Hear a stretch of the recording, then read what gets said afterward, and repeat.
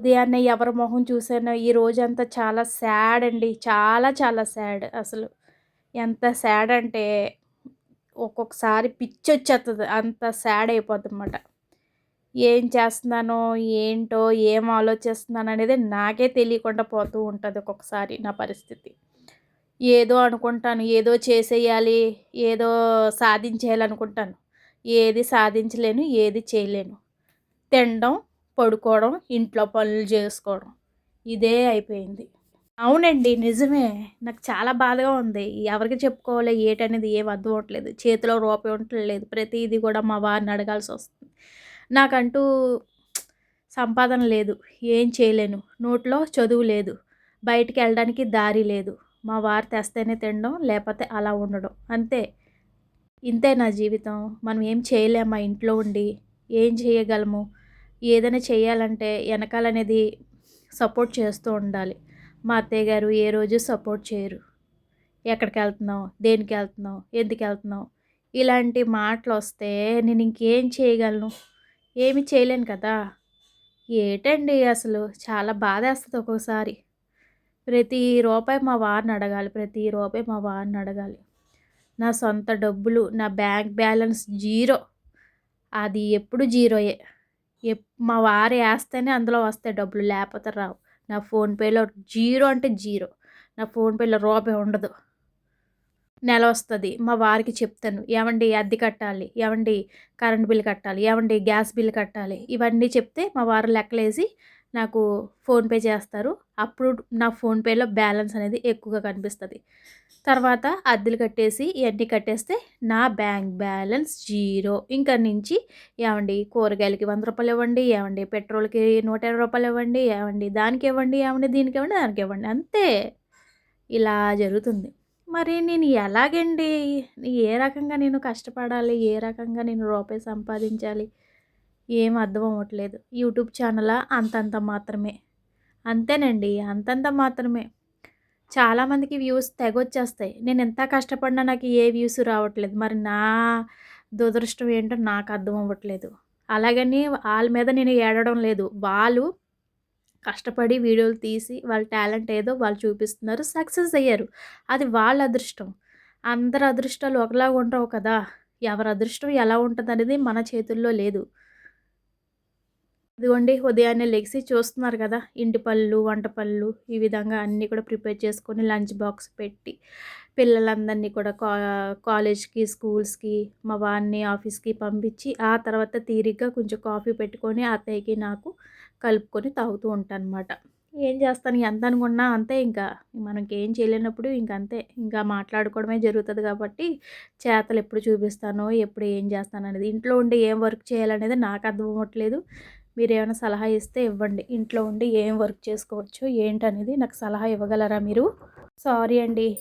మిమ్మల్ని చాలా ఇబ్బంది పెడుతున్నాను. ఏదో సరదాగా నా ఛానల్ చూద్దామని మీరందరూ వచ్చుంటారు. బట్ నా బాధలు చెప్పి మిమ్మల్ని ఇది చేయలేను. సారీ.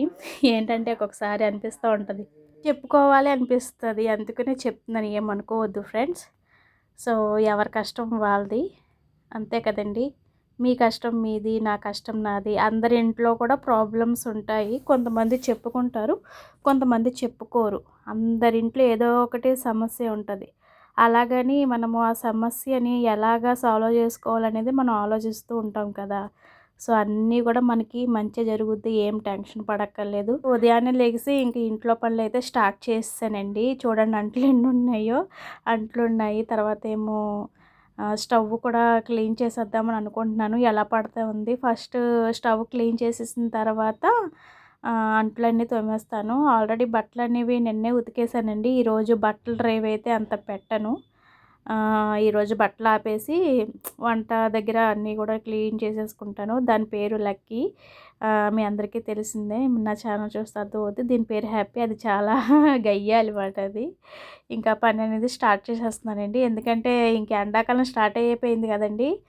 చాలా ఇబ్బందిగా ఉంది. మా వైజాగ్‌లో అయితే మరీ అంత ఎండగా ఉండదు. మీ ఊర్లో ఎండలు ఎక్కువగా ఉన్నాయా ఏంటి అనేది కామెంట్ చేయడం అస్సలు మర్చిపోవద్దు. సో, ఫస్ట్ అయితే స్టవ్ క్లీన్ చేసేసి అంట్లన్నీ కూడా తోమేస్తాను చకచకా. వంట పని అయిపోయింది కాబట్టి ఇంక వంట అన్నీ కూడా పక్కన పెట్టేసానండి. ఇంక స్టవ్ క్లీన్ చేసేసుకుంటాను ఇప్పుడు. నాకు ఈ స్టవ్ క్లీన్ చేయడానికి కొంచెం టైం ఎక్కువగా పడుతుందండి. ఎందుకంటే నేను 15 రోజులకోసారి క్లీన్ చేస్తూ ఉంటాను. అలాగని తుడవడం మానేయనులేండి. రోజు తుడుస్తూ ఉంటాను లిక్విడ్ వేసి. అప్పుడప్పుడు ఈ విధంగా మస్సీగా అయిపోతే ఈ విధంగా కొంచెం పని ఎక్కువగా ఉంటుంది కాబట్టి సో, ఈ విధంగా క్లీన్ చేసేసుకుంటూ ఉంటానన్నమాట. స్టవ్ అయితే మొత్తానికి క్లీన్ చేసేసానండి. మొత్తం ఫుల్ వీడియో పెట్టలేదు లెంత్ ఎక్కువైపోద్దని చెప్పేసి. ఇంకా స్టవ్ చూసారా ఎంత తళతళలాడిపోతుందో. టైల్స్ కూడా నీట్‌గా క్లీన్ చేసేసుకున్నాను. ఇంకా అంట్లు కూడా ఆల్మోస్ట్ అన్నీ అయిపోయినాయండి. మొత్తం షింక్ ఖాళీ అయింది ఇప్పుడు. ఇందాక ఎంత ఇదిగా ఉందమ్మో!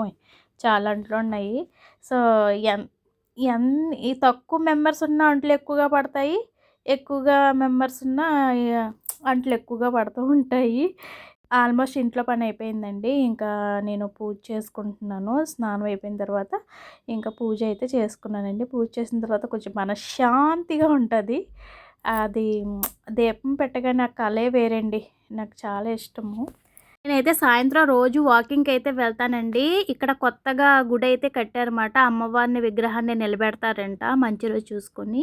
ఇంకా చాలామంది కలశాలెట్టుకొని అలాగా తిరుగుతున్నారండి. తర్వాత కోలాటం ఆడుతున్నారు. మేము కూడా కలశాలైతే మోసామండి.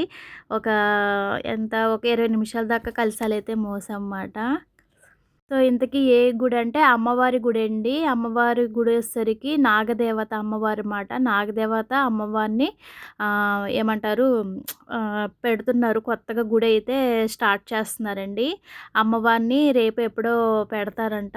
చాలా ఘనంగా చేస్తున్నారండి. రేపు కూడా నేను ఇంకా తలారే స్నానం చేసుకొని ఇంకా గుడికైతే వెళ్తానమాట. రేపైతే చాలా రష్‌గా ఉంటది. రేపు చిన్న వీడియో పెడతానులెండి. నాగదేవత అమ్మవారిని మీకు కూడా చూపిస్తానండి. ఇదిగోండి మేము కూడా నీళ్ళైతే పైన పెట్టి మోసామండి. మా ఫ్రెండ్స్ మాట వీళ్ళు. సో, చాలా హ్యాపీ అనిపించింది. అనుకోకుండా మేము ఇలాగా తీసుకోవడం జరిగిందన్నమాట. సో, చాలా హ్యాపీ అనిపించిందండి. Hi friends.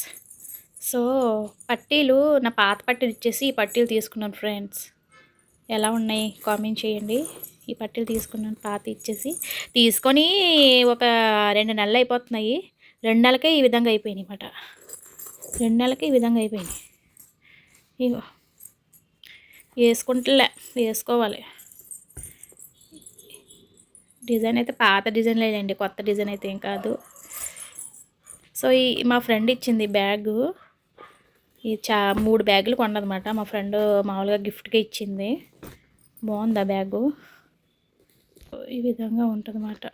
లోపల జిప్పు ఎంత మా ఫ్రెండ్ ఇచ్చింది ఇవి. Okay friends, bye. నెక్స్ట్ వీడియోలో కలుద్దాం ఫ్రెండ్స్. బాయ్. గుడ్ నైట్ అందరికీ కూడా. నా కాల్కి పట్టీలు ఇవి ఎలా ఉన్నాయో చెప్పండి. వేసుకోవాలా వద్దా అని ఆలోచిస్తున్నాను. బాబోయ్ ఎంత అందంగా ఉన్నాయో కాళ్ళు. బాయ్.